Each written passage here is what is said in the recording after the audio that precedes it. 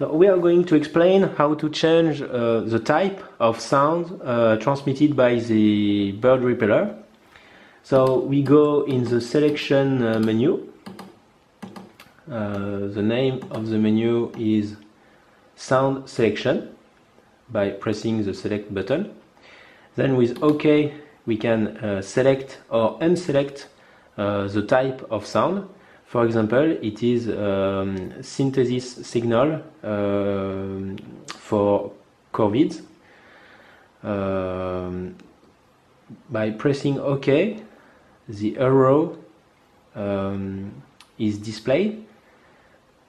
When there is no arrow, it means that this directory is not selected. OK means, well, the arrow means that the directory is selected.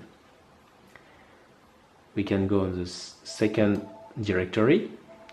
It is named natural calls. It is selected. When I remove the arrow, it means it's not selected. When I keep the arrow, it's selected. Okay. Natural calls number 2. Same type.